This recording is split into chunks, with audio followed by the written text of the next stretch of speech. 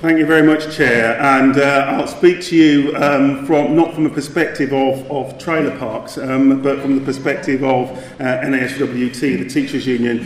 Good morning, colleagues. Can I say that in terms of the health analogy, which a number of contributors this morning have touched on, I do have to say I do think the health analogy does hold. Actually, and it's a bloody good analogy to be making. It's an analogy which raises questions about who actually is in control of a vital area of public services. It raises questions about our rights as citizens and the rights of the workforce in a vital area of public services. And it raises really important questions, as Mary has just touched on, about what does happen when things go wrong in a vital area of public service. What happens when the private sector decides to pack up and walk away from that vital area of public service? What is the future for children who are left behind? So I do think that analogy really does hold. And I think it's an important place to start in terms of my remarks to you this morning.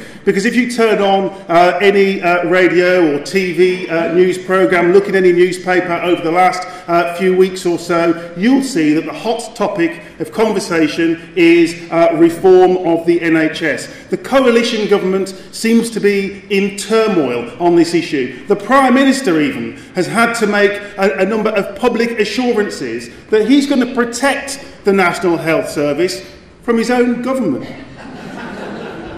Numerous commentators have come off the fence. The press, public, politicians, even the Archbishop of Canterbury have quite rightly expressed their sense of feeling appalled at what the coalition is seeking to do with regard to the NHS and other reforms to public services. Reforms that would actually break the values and the ethos of the NHS, the values on which it was founded, values of free and universal access to healthcare according to need. Now that's the result of concerted lobbying and the result of the public fear about what the coalition government would do with the NHS if it didn't come under some pressure. And that pressure has actually slowed down the coalition, and I think it's an important point for us all to reflect on. Now, one major concern was that the proposals on health would create a market in healthcare with winners and losers. It would compromise the founding principles of the NHS. It would hand control over to private providers, enabling them to make a profit. This is exactly the same journey, colleagues, that we're on with regard to the education bill that's currently in Parliament. It's a journey that began by the enabling provisions, colleagues, set out in the Academies Act, forced through Parliament last year, using, as Lisa said quite rightly, parliamentary procedures that are normally reserved for matters of national security. But now the education bill seeks to make all new schools academies. It's the final plank of the government's strategy to privatise state education. The public won't have a say in the matter. Michael Gove is claiming that his free schools programme are a progressive policy, a policy that will take forward the policies of the previous Labour government. Now, colleagues, frankly, I know that Labour has got a lot to answer for, including on academies, but not this policy abomination. It's privatisation, pure and simple. And I have to say, it's a policy which is being shored up not by Labour, actually, in the House of Commons, or indeed, hopefully next week, in the House of Lords, but is being shored up by a coalition including 57 Lib Dem MPs who, despite their conference, despite the will of their conference, have decided to ride roughshod over the views, the opinions, the democratic decision-making of the Lib Dem Party and the British people. And the coalition government is seeking to introduce vouchers by the back door as well, as independent schools are amongst the first to turn cap in hand at the doors of the DFE, demanding to be bankrolled at the taxpayers' expense.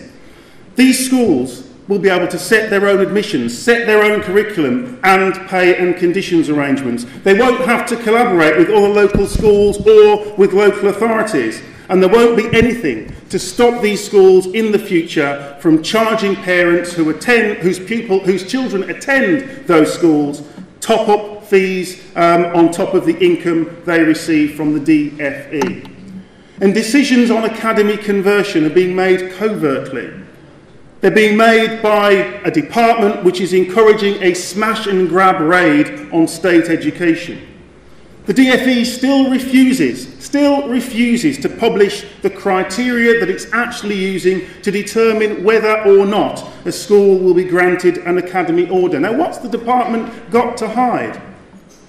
Public law is being flouted. Employment law is being flouted. Misleading and inaccurate information is being given about what academies and free schools will actually mean. And today, it's been confirmed that promises that have been made by the Secretary of State to those schools that have converted early to academy status can't actually be kept.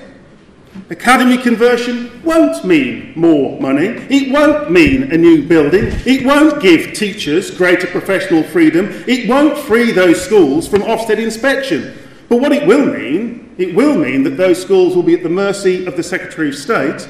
They'll be at the mercy of a faceless and undemocratic and non-accountable YPLA and Education Funding Agency, which will exercise a stranglehold over how those schools function. Meanwhile, we've got schools spending tens of thousands of pounds engaging private sector consultants and lawyers to help them drive through academy conversion. Consultants are lining up to line their pockets at the public's expense. And head teachers, some head teachers at least, are walking away with healthy retirement packages, having got their school to convert. It's all bad news for children's education. And that's why my union is saying now's the time to get off the fence. Now is the time. We all have a deep emotional attachment to the NHS. We rightly want to protect it. Well, we need a similar, unequivocal commitment from all the political parties to state education, not just state-funded education, to protect universal state education for generations to come. And my message to Andy Burnham and Labour colleagues is this, that Peter Hyman might be a good bloke. I couldn't possibly comment on that. But the idea of Labour free schools is a joke.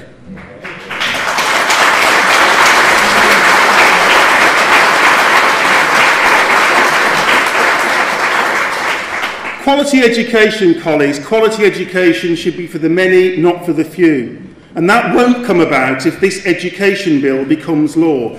The government has no mandate for privatising state education. We have to stop the coalition's privatisation project at source.